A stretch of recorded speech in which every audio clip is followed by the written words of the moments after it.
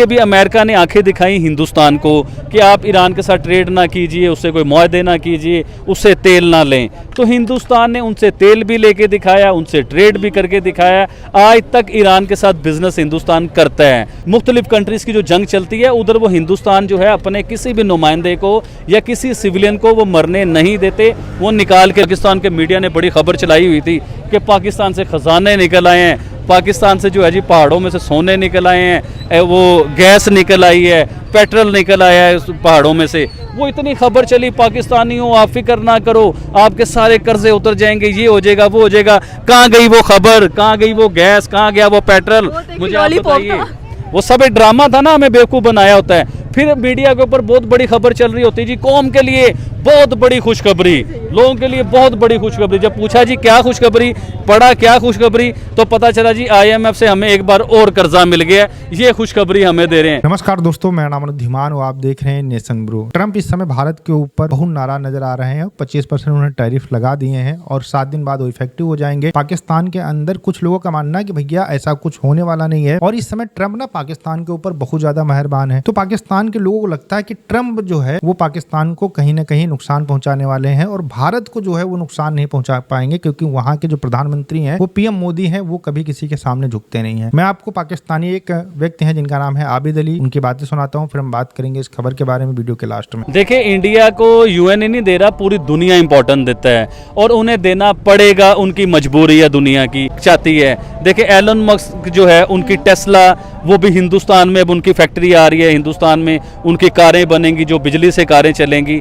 इसी तरह आईफोन हिंदुस्तान में बनता है। दुनिया की टॉप की इंडस्ट्रीज हिंदुस्तान में आ चुकी हुई हैं। IT जो है, चाइना को पता है अगर दुनिया में कोई उसे बीट कर सकता है तो वो सिर्फ हिंदुस्तान है, उसके अलावा कोई कंट्री नहीं है। चाइना भी घुटने टेक चुका हुआ है हिंदुस्तान के आगे। आपको याद होगा लद्दाख में कितना बड़ा मामला चल रहा है हिंदुस्तान का और चाइना कितनी जंग का मामला है, कितनी जगह का मसला है। तो उस जगह पे भी हिंदुस्तान अपने घुटने टेकता हुआ नजर आ रहा है और हिंदुस्तान के साथ वो जो है ना चाइना घुटने टेकता हुआ नजर आ रहा है हिंदुस्तान के साथ दोस्ती करने के लिए।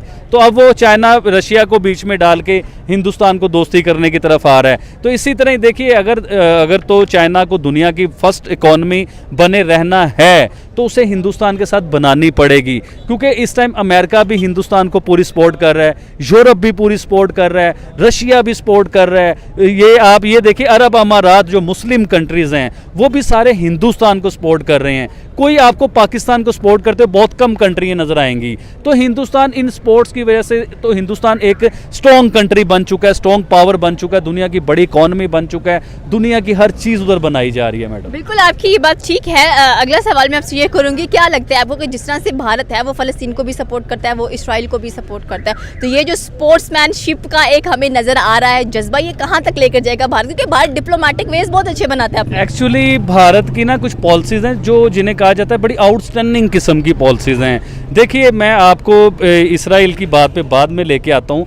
ईरान की तरफ, ईरान के लिए भी अमेरिका ने आंखें दिखाई हिंदुस्तान को कि आप ईरान के साथ ट्रेड ना कीजिए, उससे कोई मुआहदे ना कीजिए, उससे तेल ना लें। तो हिंदुस्तान ने उनसे तेल भी लेके दिखाया, उनसे ट्रेड भी करके दिखाया। आज तक ईरान के साथ बिजनेस हिंदुस्तान करता है, वो नहीं डरा। अब आ जाएं आप इसराइल की तरफ या दूसरी कंट्रीज की तरफ, इनकी जंग की तरफ आ जाएं, तो हिंदुस्तान की पॉलिसी है दोस्ती की, उसकी जंग की पॉलिसीज नहीं है। आप पिछले 20, 30, 40 सालों में निकाल के देखें कि हिंदुस्तान ने कितने मुल्कों के साथ जंग लड़ी है या कितने मुल्कों को ब्लैकमेल की है। देखिए, तरक्की जो मुल्क करते हैं उनकी कामयाबी ये होती है कि वो जंगों की तरफ नहीं जाते, वो अपने मुल्क को जो है ना बिजनेस की तरफ लेके आते हैं, अपने मुल्क में इंडस्ट्रीज लेके आते हैं, अपने मुल्क में कारोबार लेके आते हैं, अपने मुल्क में इन्वेस्टर जो है उन्हें फायदा देते हैं वो लोग। लेकिन हम लोग जो है ना सिर्फ जंगी सामान इकट्ठा करने पे अपना टाइम ज़ाया करते हैं, सिर्फ जंग के लिए हम कोशिश कर रहे होते हैं। हम लोग ये कोशिश नहीं करते, ये पिलकती हुई आवाम, ये महंगे बिजली के बिल,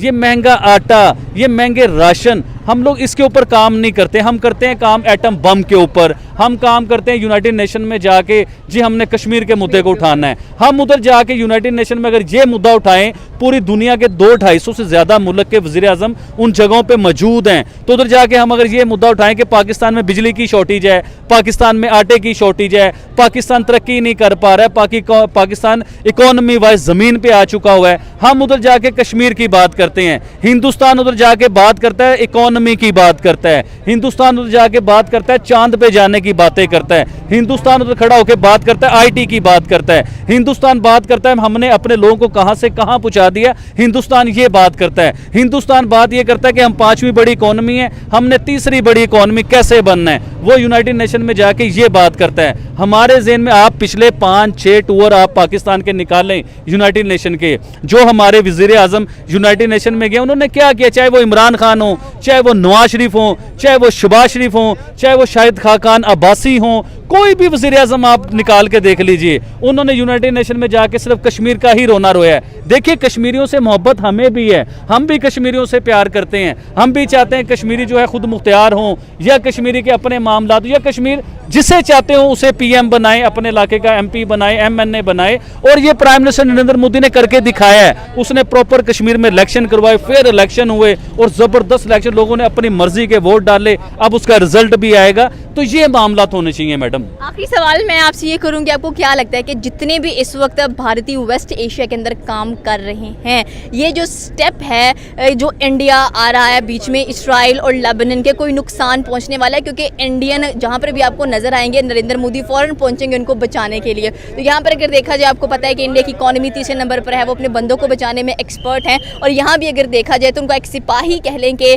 इस जंग के दौरान जख्मी हुआ और स्पेशल उनकी जो एयरफोर्स थी उसने उसको बचाया, कि हालांकि सिर्फ एक था, तो कितने लोगों को और बचाने वाली है ये? देखिए हिंदुस्तान की पॉलिसी यही है कि हिंदुस्तान के, आप सिपाही की बात कर रहे हैं, आम सिविलियन की बात कीजिए, कंट्री का मैं नाम भूल गया जहाँ स्टूडेंट का बहुत बड़ा प्रोटेस्ट हो रहा था, स्टूडेंट को मारा जा रहा था, पाकिस्तानी भी थे, उसके बीच में बड़े मामलात हुए थे, तो हिंदुस्तान ने अपने लोगों को उधर भी नहीं छोड़ा। इससे पहले आपको याद होगा जब आप बहुत छोटे थे, मैं बहुत छोटा था, तो कुवैत की जंग का मामला हुआ था, तो कुवैत की जंग से भी उन्होंने अपने जो है ना उधर हिंदुस्तानी वो सारे बाहर निकाल लिए थे, एक भी हिंदुस्तानी नहीं छोड़ा। अभी भी दुनिया में जिन मुल्कों में जंग चल रही होती है उधर हिंदुस्तान के स्टूडेंट होते हैं या उनके बिजनेसमैन होते हैं या काम कर रहे होते हैं लोग, तो वो अपने लोगों को नहीं छोड़ते, ये उनकी पॉलिसी है। अच्छा आबिद भाई, आपने कहा है कि कुवैत के अंदर जो जंग हुई उसमें हिंदुस्तानी नहीं पाकिस्तानियों को भी वहां से निकाला गया था, और कह लें कि हिंदुस्तानियों ने ही निकाला था।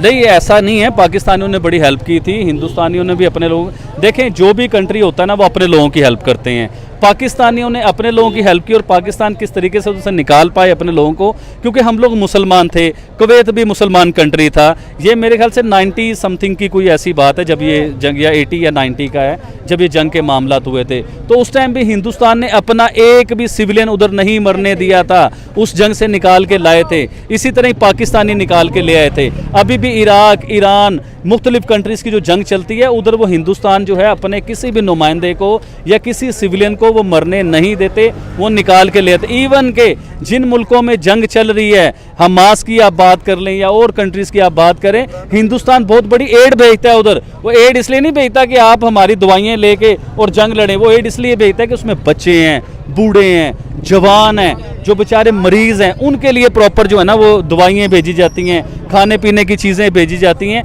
ये इंसानियत के नाते एक बहुत बड़ा काम है, पाकिस्तान को भी ये काम करने चाहिए। और मैं फिर दोबारा बात करूंगा कि हमें खुद मुख्तियार बनना चाहिए, क्योंकि हम लोग मैडम एक बिकी हुई कौम है, हम बिके हुए लोग हैं, हमें ख़रीद लिया गया हुआ है, चाहे वो IMF ने ख़रीदा हो, चाहे वो सऊदी अरेबिया ने ख़रीदा हो, चाहे वो चाइना ने ख़रीदा हो, हम लोग बिके हुए कौम है। और बिके हुए जो लोग होते हैं ना वो अपने फ़ैसले खुद नहीं कर सकते, उनके जिन्होंने ख़रीदा होता है वो फ़ैसले करते हैं। जिस तरह IMF कहता है पाकिस्तान में मेरी मर्ज़ी से बिजली का रेट निकलेगा, IMF कहता है पाकिस्तान में मेरी मर्ज़ी से पेट्रोल का रेट निकलेगा, IMF कहता है मेरी मर्ज़ी से CPEC का काम चलेगा, अगर मैं कहूँगा तो आपको CPEC का काम रोकना पड़ेगा। तो हम जो है वो बिके हुए लोग हैं, जिस तरह वो चाहते हैं हम लोग वैसे करते हैं। अल्लाह करे कि हम खुद मुख्तियार बने। अभी रिसेंटली आपने देखा होगा कि पाकिस्तान के मीडिया ने बड़ी खबर चलाई हुई थी कि पाकिस्तान से ख़जाने निकल आए हैं, पाकिस्तान से जो है जी पहाड़ों में से सोने निकल आए हैं, वो गैस निकल आई है, पेट्रोल निकल आया है पहाड़ों में से। वो इतनी खबर चली, पाकिस्तानियों आप फिक्र ना करो, आपके सारे कर्जे उतर जाएंगे, ये हो जाएगा, वो हो जाएगा। कहाँ गई वो खबर, कहाँ गई वो गैस, कहाँ गया वो पेट्रोल, मुझे आप बताइए।